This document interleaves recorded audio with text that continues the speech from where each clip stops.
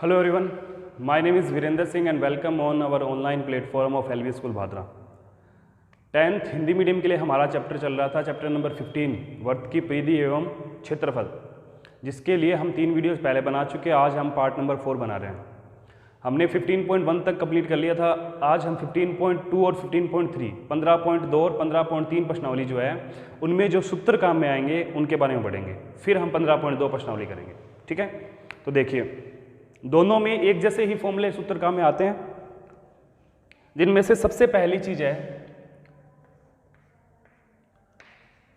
वो है वृत्त का चाप।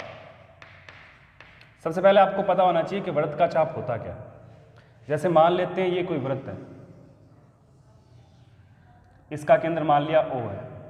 वृत्त के ऊपर कोई भी 2 बिंदु लीजिए A और B।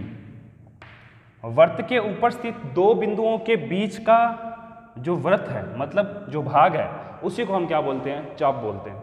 ठीक है, AB ये नीचे वाला हिस्सा ये भी चाप है और जो ऊपर बच गया ये भी क्या है? चाप है। अब चाप 2 प्रकार के होते हैं, लघु चाप और दीर्घ चाप। लघु चाप और दीर्घ चाप। वो पता कैसे चलेगा कि हमारा जो चाप है वो लघु है या दीर्घ है? उसके लिए ट्रिक है क्या, जो चाप के अंत बिंदु है दोनों A और B, जैसे इस चाप की बात कर रहा हूं मैं AB की, ठीक है, तो इनको केंद्र से मिलाओ। केंद्र से जब मिलाओगे तो 2 त्रिज्याएं बनेगी, जैसे यहाँ OA और OB बन गई। उन त्रिज्याओं के बीच में एक कोण बनेगा जिसे हम केंद्रीय कोण बोलते हैं और थीटा से दर्शाते हैं। इस कोण को हम क्या बोलते हैं? केंद्रीय कोण। चाप द्वारा केंद्र पर बनाया गया कोण। अगर ये कोण लेस देन 180 हो, मतलब 180 डिग्री से छोटा हो, तब तो वो चाप लघु चाप कहलाता है। और अगर वो कोण थीटा 180 डिग्री से बड़ा है तो उसे क्या कहते हैं? दीर्घ चाप कहते हैं। और अगर 180 के बराबर हो, मतलब एकदम बिल्कुल सीधी रेखा हो, यानी कि AB क्या हो? व्यास हो। 180 डिग्री का कोण, एकदम सीधी रेखा, सरल कोण, तब उस चाप को बोलते हैं अर्धवर्त का चाप। क्या बोलते हैं? अर्धवर्त का चाप, क्योंकि फिर दोनों बराबर हिस्से हो जाते हैं वर्त के। ठीक है, जैसे ये मैं बना के बता रहा हूं, अगर आपका चाप ये है, ये O है, ये A है, और ये कोण 180 डिग्री का है, तो नीचे वाला जो ये चाप है ये अर्धवर्त का चाप कहलाएगा और ऊपर वाला भी अर्धवर्त का चाप कहलाएगा। दोनों बराबर होंगे। ठीक है, अब बात करते हैं हमें यहाँ चाप की क्या जरूरत पड़ेगी। तो सवाल के अंदर हमारे पास चाप की लंबाई निकालने के लिए क्वेश्चन आएंगे, मतलब चाप की लंबाई हमें निकालनी है। ठीक है, तो चाप की लंबाई सबसे पहले ये देखिए कि जो चाप होता है वो परिधि का भाग होता है। किसका भाग होता है? परिधि का, मतलब परिधि का ही एक हिस्सा होता है। अगर हमें ये पता चल जाए कि जिस चाप की लंबाई हम निकाल रहे हैं वो चाप परिधि का कौन सा भाग है, मतलब आधा है कि 1/3 भाग है या 1/4 भाग है, तो हम उस चाप की लंबाई कैसे निकालेंगे? परिधि का हिस्सा निकालकर। जैसे अगर आपको मान लो ये चाप परिधि का 1/3 है, मतलब तीसरा हिस्सा है, तीसरा भाग है, तो हम क्या करेंगे? परिधि निकालेंगे और उसे 1/3 से गुणा करा देंगे, मतलब उसका तीसरा हिस्सा निकाल लेंगे, तो चाप की लंबाई आ जाएगी। अब वो हर प्रत्येक चाप के लिए वो हिस्सा अलग अलग होगा, मतलब चाप पूरी परिधि का कौन सा भाग है, आधा है, 1/3 है, 1/4 है, या 5वां हिस्सा या 10वां हिस्सा, जो भी है, वो पता कैसे चलेगा? वो पता चलेगा इस कोण से। किससे? थीटा से। थीटा को 360 डिग्री से क्या करेंगे? भाग करेंगे हम। थीटा क्या है? जिस चाप की लंबाई निकाल रहे हैं उसका केंद्रीय कोण, उसके द्वारा केंद्र पर बनाया गया कोण। और 360 डिग्री क्या है? केंद्र पर बनने वाला संपूर्ण कोण।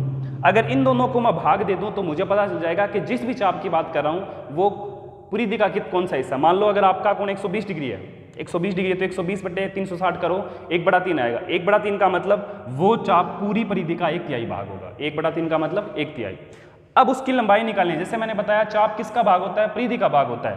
तो ये हिस्सा, मतलब इससे पता चलेगा कि वो चाप पूरी परिधि का कौन सा भाग है, और लंबाई निकालने के लिए उसे परिधि से क्या करवा दिया जाएगा? गुणा 2πr, जो कि वर्त की परिधि होती है 2πr। ठीक है, अब इसे सरल जब करते हो आप तो 2 से 360 कट जाएगी, कितने पे? 180 पे। नीचे क्या बचेगा? 180 डिग्री। और थीटा को पाई को और आर को गुणा जब करते हैं, मतलब एक साथ जब लिखते हैं, तो आप उसे पाई आर थीटा लिख सकते हो, या गुणा में तीनों कैसे भी लिख सकते हो। तो ये जो है इसको सरल करके मैंने ये बना लिया। इस सूत्र से भी आप चाप की लंबाई निकाल सकते हो और इस सूत्र से भी आप चाप की लंबाई निकाल सकते हो। ठीक है, चाप की लंबाई को L से दर्शाते हैं, कैपिटल L से। मतलब अगर कहीं कैपिटल L लिखा हुआ है, इसका मतलब वो चाप की लंबाई की बात कर रहा है। ठीक है, तो ये जो सूत्र मैंने बताया पाई आर थीटा बटे 180, ये किसी भी चाप की लंबाई निकालने के लिए काम में ले सकते हो, चाहे वो लघु हो चाहे दीर्घ हो, हमें उससे कोई लेना देना नहीं है। लेकिन कुछ जगह पे क्या होता है, कुछ जगह पे मान लो आपको लघु चाप का कोण दे रखा है, मान लो थीटा दे रखा है हमें 120 डिग्री, थीटा कितना 120 डिग्री है, तो देखने से पता चल रहा है कि ये लघु चाप का कोण है। लेकिन सवाल वाले ने हमसे ये पूछ लिया कि दीर्घ चाप की लंबाई बताओ, कोण तो हमें लघु चाप का दिया है बट पूछा किसका है, दीर्घ चाप का। तो हम क्या करेंगे, हम दीर्घ चाप का भी कोण निकाल लेंगे। दीर्घ चाप का कोण कैसे निकाला जाएगा, ये जो लघु चाप वाला कोण है उसको 360 में से क्या कर दो माइनस, क्यों, क्योंकि मैंने बताया था अगर ये नीचे वाला लघु चाप का कोण है तो जो ऊपर वाला बचेगा वो दीर्घ चाप का कोण होगा। और पूरा कोण केंद्र के चारों ओर कितना बनता है 360 डिग्री का। अगर आपको पता है कि नीचे वाला 120 है तो ऊपर वाला कैसे निकालेंगे, 360 में से 120 घटा दीजिए 240 आ जाएगा। ये जो थीटा है वो किसका है, दीर्घ चाप का।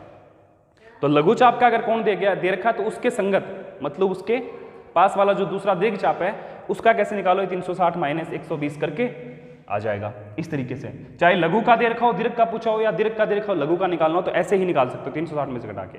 अब ये थीटा जो है ये दीर्घ चाप का हो गया, ये थीटा यहाँ पे रख दीजिए तो दीर्घ चाप की लंबाई आ जाएगी।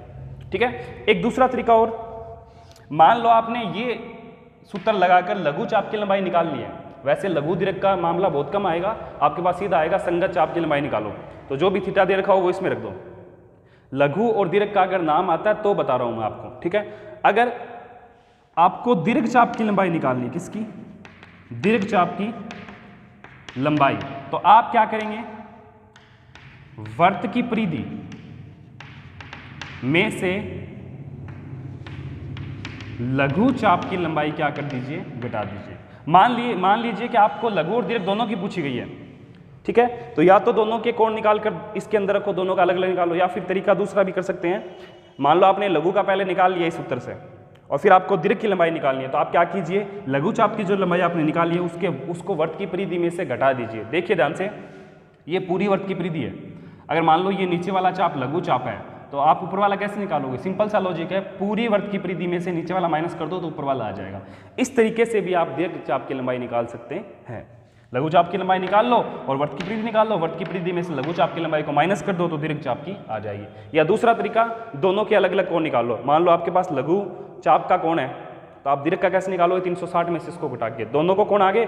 अब दोनों को बारी बारी से इस सूत्र के अंदर थीटा की जगह पर रखिए और आर यानी कि त्रिज्या का मान रखिए, ये आर है, सॉरी मैंने लिखा नहीं, ठीक है, और पाई का मान रखिए, उससे सरल करके आप क्या निकाल लोगे, चाप के दोनों चाप की लंबाई आ जाएगी। ये दूसरा तरीका हो गया।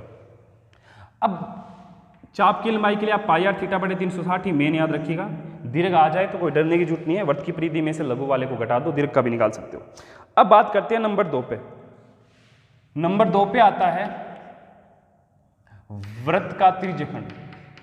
वृत्त का त्रिज्यखंड। अब सबसे पहले आपको पता होना चाहिए कि त्रिज्यखंड होता क्या है। मान लेते हैं ये कोई वृत्त है, ये वृत्त का केंद्र है O और ये कोई चाप है AB।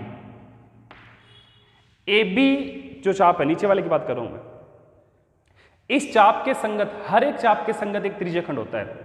ठीक है, कैसे, देखिए, आप O को A से मिलाओ, O को B से मिलाओ, मिलाने के बाद ये जो आकृति बनी है नीचे वाली, ठीक है, इस आकृति को ही त्रिज्यखंड बोलते हैं। क्या बोलते हैं, त्रिज्यखंड बोलते हैं। और ये क्या हो गया, थीटा।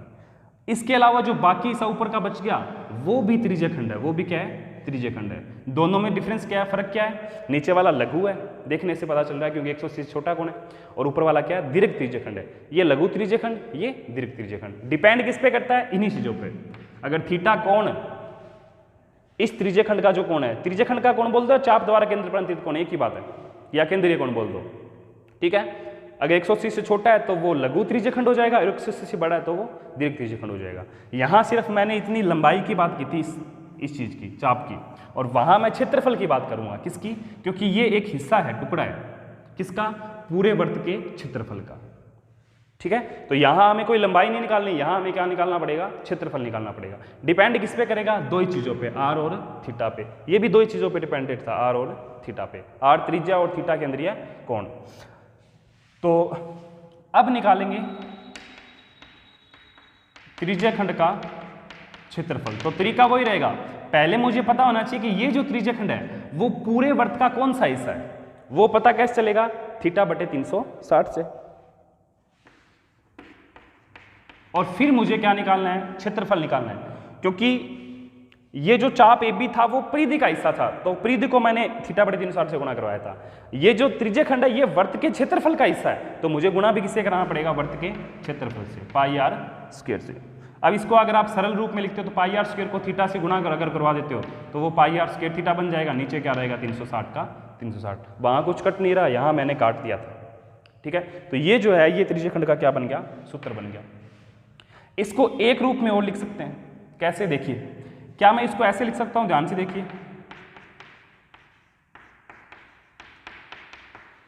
1/2 गुणा में पाई आर थीटा बटे 180 गुणा में आर लिख सकते हैं। क्यों, देखिए ऊपर वाले सभी को गुणा कराओ, एक को इससे गुणा कराया यही रहेगा, पाई आर थीटा को आर से गुणा किया तो आर इंटू आर क्या बन जाएगा, पाई आर स्क्वायर थीटा, नीचे 2 को 180 से गुणा किया मतलब 360, इसको चेंज करके मैंने इस रूप में लिख दिया।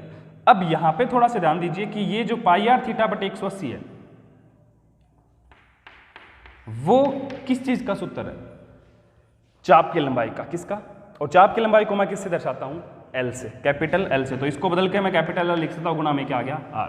तो इस चीज के दो फॉर्मूले हो गए, एक तो ये और एक ये कब लगेगा, जब आर और थीटा के बनो, आर मतलब त्रिज्या और थीटा मतलब केंद्रीय कोण, त्रिज्यखंड द्वारा केंद्र पे बनाया गया कोण, ठीक है।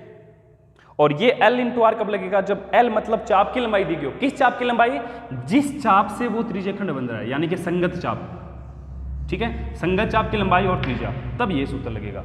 तो ये दो सूत्र जो है आपके, ये किस चीज के हो गए, त्रिज्यखंड का क्षेत्रफल निकालने के। ध्यान रखिए यहां मैं क्षेत्रफल निकाल रहा हूं, यहां मैं लंबाई निकाल रहा हूं, क्योंकि यहां चाप है जो परिधि का हिस्सा है और वहां क्षेत्रफल सॉरी त्रिज्यखंड है जो वर्त के क्षेत्रफल का हिस्सा है, इसलिए। तो ये दो चीजें हो गई, एक तो चाप की लंबाई निकालने का सूत्र और एक त्रिज्यखंड का क्षेत्रफल निकालने का सूत्र। अब करते हैं तीसरी चीज,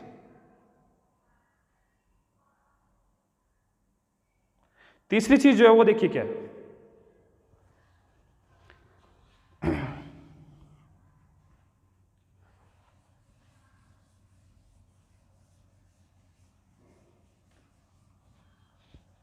वहां भी एक चीज ध्यान रखिएगा, सॉरी मैंने बताया नहीं, ये जो सूत्र है ये आर और थीटा वाला, ये लघु त्रिज्यखंड का भी निकाल सकते हो और दीर्घ का भी, वो थीटा पे डिपेंड करता है। अगर थीटा 180 छोटा है तो वो लघु का हो जाएगा और बड़ा है तो एक दीर्घ का हो जाएगा, इससे दोनों का निकाल सकते हैं।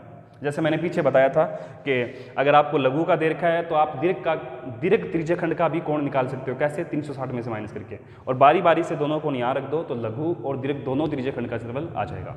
इसके अलावा जैसे उसमें लिखा था दीर्घ वर्तखंड का अगर आपको क्षेत्रफल निकालना है तो वृत्त के क्षेत्रफल में से लघु त्रिज्यखंड का क्या कर देंगे, क्षेत्रफल माइनस। जैसे मैंने यहाँ बताया था अगर दीर्घ चाप की लंबाई चाहिए तो वर्त की परिधि में से लघु चाप की लंबाई माइनस कर दो। यहाँ दीर्घ वर्त सॉरी त्रिज्यखंड, वर्तखंड नहीं त्रिज्यखंड, दीर्घ त्रिज्यखंड का क्षेत्रफल अगर आपको चाहिए तो वर्त के क्षेत्रफल में से, क्योंकि ये वर्त का हिस्सा है, वर्त के क्षेत्रफल में से लघु वाले को घटा दो। ध्यान से देखो ये पूरा वर्त है और ये मान लो लघु और ये दीर्घ है। अगर आपके पास लघु का क्षेत्रफल है और पूरे वर्त का है तो बड़े वाले का कैसे निकालोगे, इसका पूरे वर्त के क्षेत्रफल में से लघु त्रिज्यखंड का क्षेत्रफल घटा दो तो जो बचेगा वो क्या होगा, वो दीर्घ त्रिज्यखंड का क्षेत्रफल ही होगा। ऐसे कर सकते हैं। अब चलते हैं तीसरी चीज पे। तीसरी चीज है वो देखिए क्या है, तीसरी जो चीज है वो है वृत्तखंड। वृत्तखंड क्या होता है देखिए, जैसे ये कोई वर्त है मान लीजिए और ये इसका केंद्र है, मान लो ये ए बिंदु और ये बी बिंदु है, ये चाप ए बी हो गया। ए को अगर बी से मिलाते हैं तो जीवा ए बी बन गया, ठीक है। चाप के बारे में मैंने क्या बताया, चाप क्या होता है, वर्त के किन्हीं दो बिंदुओं के बीच का जो वृत्त है या बीच का जो भाग है उसे क्या कहते हैं, चाप कहते हैं। और त्रिज्यखंड का मतलब क्या है, चाप तथा दो त्रिज्याओं के बीच का जो बंद भाग है उसे क्या कहते हैं, त्रिज्यखंड कहते हैं। अब वर्तखंड क्या है, वर्तखंड की एक तो चीज चाप आ रही है और एक क्या आ रही है, जीवा। ये जीवा ए बी, वर्त के दो बिंदुओं को सीधा मिलाने वाली रेखाखंड जीवा कहलाती है। ए बी क्या होगी, जीवा। जीवा और चाप के बीच का जो भाग है उसी को हम क्या कहते हैं, वृत्तखंड कहते हैं, ठीक है। वृत्तखंड भी दो प्रकार के होते हैं, लघु और दीर्घ। जैसे ये लघु है और ऊपर वाला जो हिस्सा बच गया वो दीर्घ है। डिपेंड किस पे करता है, थीटा पे, कोण पे, केंद्रीय कोण पे। अब वो केंद्रीय कोण कैसे बनाएंगे, ए और बी को से मिलाओ, डैश लाइन से मिला दो चाहे, वहां मैंने फुल लाइन से मिलाया क्योंकि वो उसके अंदर आता है हिस्सा इस वाले, इसलिए। अब ये चाप ए बी जो है वो केंद्र पे कोण बनाएगा थीटा। इसी कोण को क्या कहते हैं, केंद्रीय कोण। इसे चाप द्वारा बनाया गया कोण बोल दीजिए केंद्र पर, या वर्तखंड द्वारा बनाया गया कोण बोल दीजिए केंद्र पर, या त्रिज्यखंड द्वारा बनाया गया बोल दीजिए, बात एक ही है। ठीक है, तो ध्यान से देखिए। अब ये नीचे वाला जो हिस्सा है ये क्या है, लघु वर्तखंड है, और जो ऊपर वाला इस जीवा के ऊपर का हिस्सा वो क्या है, दीर्घ वर्तखंड है। वो थीटा पे डिपेंड करता है, जैसे मैंने चाप और त्रिज्यखंड बताया आपको। अब अगर इस भाग का क्षेत्रफल निकालना है, ठीक है, किसका, त्रिज्यखंड का, सॉरी वृत्तखंड का। अगर आपको वृत्तखंड का क्षेत्रफल निकालना है तो आपको क्या करना पड़ेगा, सुनिए ध्यान से। अगर मैं इस चीज को देखूं जिस पे मैं अंगुली घुमा रहा हूं, मतलब ये, तो ये चीज क्या है, ये त्रिज्यखंड है। त्रिज्यखंड के क्षेत्रफल में से अगर मैं त्रिभुज का माइनस कर दूं, area of AOB, area of AOB, त्रिज्यखंड के क्षेत्रफल में से अगर मैं ये त्रिभुज माइनस कर दूं तो नीचे वाला जो हिस्सा बचेगा वो वर्तखंड का ही क्षेत्रफल बचेगा। तो इस तरीके से वर्तखंड का सूत्र बनाया जाएगा। त्रिज्यखंड का सबको पता है क्या होता है, दोनों में से कोई भी एक लो, कोई फर्क नहीं पड़ता, डिपेंड करता है कि हमारे पास है क्या। अगर आर और थीटा तो ऊपर वाला यूज करेंगे, एल और आर है तो नीचे वाला यूज करेंगे। एल मतलब चाप की लंबाई, माइनस एरिया ऑफ एओबी। अब एओबी क्या एक समद्विबाहु त्रिभुज है क्योंकि ओ और ओबी बराबर है, लेकिन यहां अगर आप वो पहले वाले सूत्र लगाओगे तो आपका क्षेत्रफल नहीं निकलेगा, जैसे समद्विबाहु त्रिभुज का आप 9वीं क्लास में लगाते थे, ठीक है, या 1/2 आधार गुणन चाहिए उससे निकालोगे तो वो उनसे नहीं आएगा। इसके लिए यहाँ एक अलग सूत्र बनाया गया है, सूत्र है r² sin θ/2। ये सूत्र कैसे बना उसके लिए काफ़ी टाइम आपको बताना पड़ेगा, इसलिए मैं जरूरी नहीं समझ रहा क्योंकि उसमें एक्स्ट्रा टाइम लगेगा। हमें सिर्फ ये याद रखना है कि ये वर्तखंड का सूत्र, वर्तखंड का क्षेत्रफल कैसे निकलेगा, हमें इससे कोई मतलब नहीं है कि ये सूत्र कहाँ से आया, ठीक है। अगर मैं बता भी दूंगा तो कम से कम 15-20 मिनट एक्स्ट्रा लग जाएंगे, और अगर फिर भी आपको इच्छा हो तो बुक में आराम से दे रखा है, बुक में आप देख सकते हो, ठीक है। तो r² sin θ/2 इससे इस त्रिभुज का क्षेत्रफल निकलेगा, और त्रिज्यखंड में से, मतलब पूरे त्रिज्यखंड में से अगर मैं त्रिभुज का माइनस कर देता हूं तो मेरे पास वृत्तखंड का क्षेत्रफल बचेगा। ये बन गया आपके वृत्तखंड का क्षेत्रफल निकालने का सूत्र।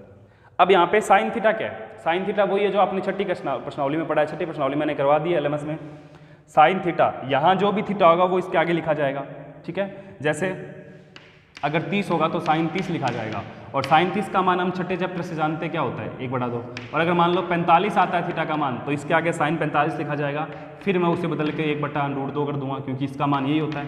अगर 60 आता है तो √3/2, और अगर 90 आता है तो सबको पता है साइन 90 का मान 1 आता है। इसके अलावा एक और आ सकता है जो हमने पीछे पढ़ा नहीं है, साइन 120, और साइन 120 जो होता है वो अलग से याद रखने की जरूरत नहीं है, साइन 60 के बराबर ही होता है। क्यों होता है इसके बारे में आप 11वीं क्लास में पढ़ोगे जाके, ठीक है। तो अभी ये सिर्फ इतना याद रखना कि साइन 120 का मान ये होता है, और एरिया ऑफ एओबी का सूत्र r² sin θ/2 होता है। तो ये पूरा सूत्र त्रिज्यखंड का क्षेत्रफल निकालने का है, πr² θ/360 minus r² sin θ/2।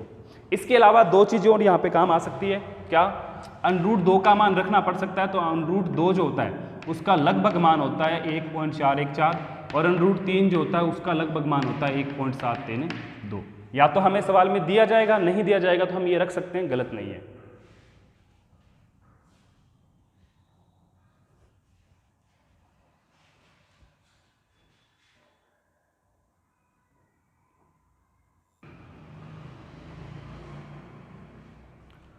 Sorry वो थोड़ा सा कैमरा हिल गया था, वापस चलते हैं। तो ये दो मान आप थोड़ा सा ध्यान रख लीजिएगा, ये हमारे पास सवालों में काम आ सकते हैं। या तो सवाल में दिया जाएगा, नहीं दिया जाएगा तो हम अपनी तरफ से भी रख सकते हैं। इसके अलावा लघु त्रिज्यखंड का, अगर आपने लघु वर्तखंड का, ये वर्तखंड से आप किसी का भी निकाल सकते हो, चाहे थीटा कुछ भी हो, चाहे लघु हो चाहे दीर्घ हो, लेकिन जनरली हम लघु के लिए लगाएंगे क्योंकि थीटा अगर 120 से ऊपर होता जाएगा तो हमारे समझ से बाहर होता रहेगा, तो ये हम लघु के लिए निकालेंगे, ठीक है, ये स्तर।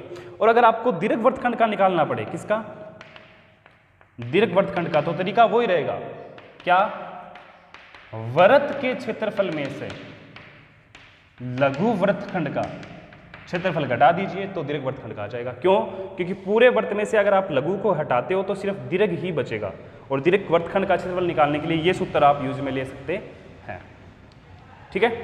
इसके अलावा इस प्रश्नावली में एक चीज और है, देखिए क्या है,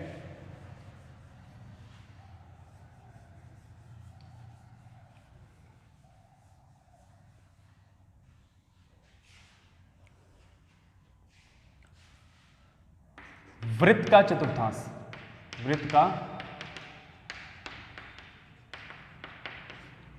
चतुर्थांश।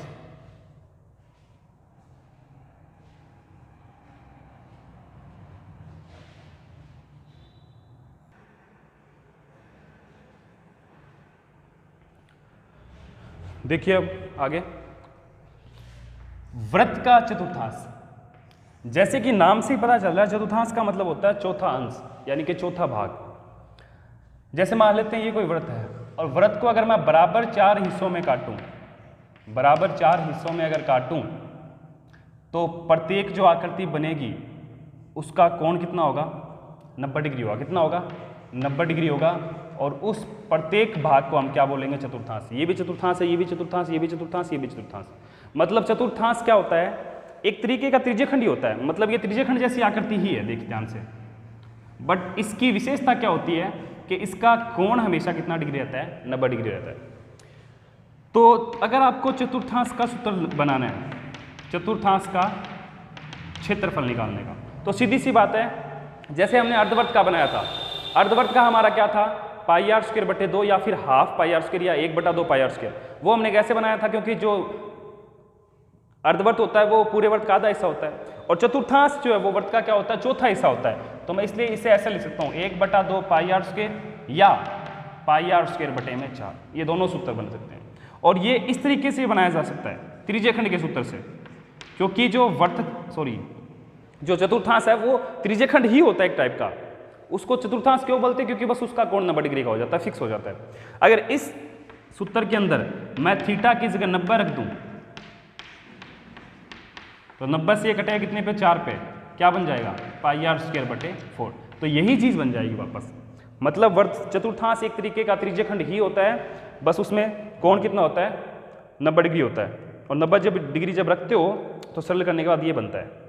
ऐसे बना लो, या फिर आप सीधा बोल सकते हो चतुर्थांश वर्त का चौथा हिस्सा होता है, इसलिए वर्त के क्षेत्रफल का चौथा हिस्सा यानी कि 1/4 निकालो, 1/4 पाई आर स्क्वायर लगाओ या फिर पाई आर स्क्वायर बटे में 4 लगाओ। इससे क्या बन जाएगा, वर्त के चतुर्थांश का क्षेत्रफल का सूत्र बन जाएगा। तो ये मेन चीज़ें जितनी मैंने इसमें बता दी। इसके अलावा भी अगर जैसे समबाहु त्रिभुज का आता है कभी कभार, तो उसका आपने 9वीं क्लास में पढ़ा है √3/4 गुणा में a स्क्वायर, जहाँ a समबाहु त्रिभुज की भुजा होती है।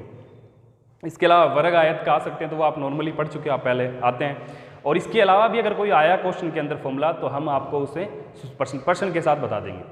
तो जनरली इतने ही फॉर्मूले हैं, अगर ये आप अच्छे से कर लोगे तो 15.2 और 15.3 दोनों आप आसानी से कर पाओगे। ठीक है, आज की वीडियो में थैंक यू। अगली वीडियो में हम क्या करेंगे, 15.2 और 15.3 के क्वेश्चन करेंगे। धन्यवाद।